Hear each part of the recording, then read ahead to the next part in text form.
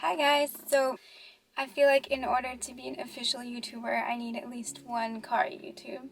So here it is. A lot of what motivates me to make these videos is the fact that there's so many of these topics and things relating to our sexuality and sexual energy in general that is very taboo and nobody talks about, but there's so much that people go through behind closed doors and in their own psyche and their mind that no one really addresses, and I think it's super important to have open dialogue and transparency so that we can heal all these issues internally as well as collectively. I grew up in a pretty strict Middle Eastern Muslim household, so I kind of got the more extreme end of the suppression of energy and suppression of the body and sexuality.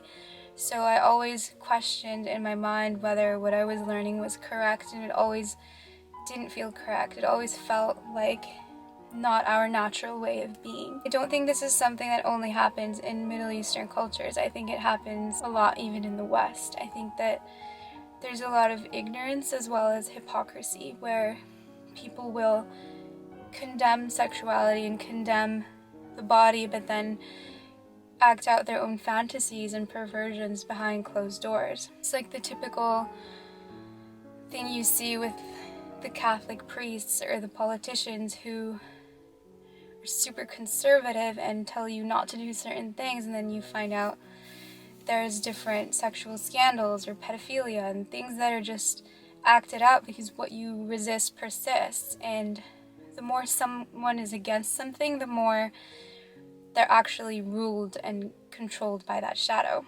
Sexual energy is a pure energy. Like I said before, when we consider sexual energy, we think of it as the energy you feel when you're aroused or when you're trying to have sex, but it's really not. That's not the original source or form of the energy.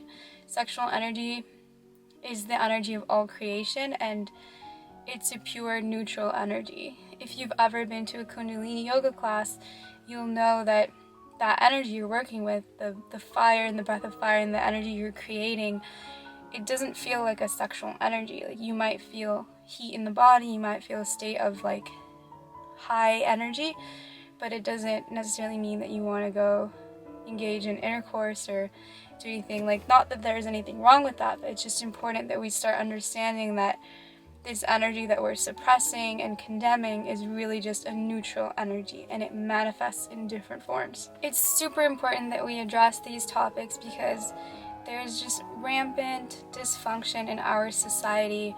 These statistics of people who have been sexually abused is staggering. It's not even fully reported, and they say it's somewhere near like 20 to 30% of people. I tend to think, just from hearing from my friends and a lot of people that I meet, that it's actually a lot higher. Like, I would venture to say that it can be almost up to half of people. Sometimes certain cultures or certain countries it can be even more than half, and that's a pretty serious issue when so many people are being mistreated and being violated in the energy that is their main source of power. It's their innocence. Your sexual energy is your most potent energy, and it's your right to not have it violated by somebody. If we were more open about this type of dialogue, and if we were more accepting of ourselves and others, there wouldn't be so much of this suppressed energy playing out in different ways. We wouldn't have all the pornographies and fetishes that cater to our suppressed desires. There wouldn't be so much strip clubs or prostitution or things where people have to go underground to do things in an unnatural way because they're not balanced within themselves. So the imbalance internally on an individual level plays out collectively.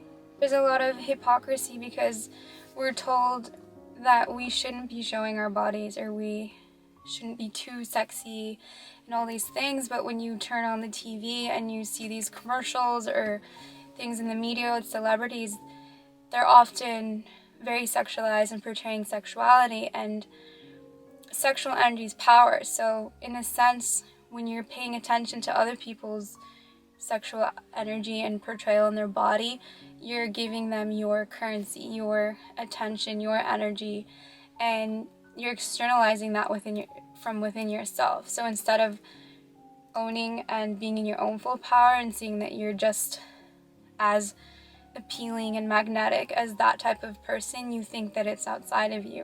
It's a collective story where that sexual energy is used and people are tempted to go buy products or do things to try and like fill that void within themselves because they don't realize that they're not being in tune with their own power. I do see hope and I do see things are changing. I think people are snapping out of the brainwashing and they're seeing the truth that we are innocent by nature and that we have certain rights to express ourselves and be who we are, and it's not always a perverted thing.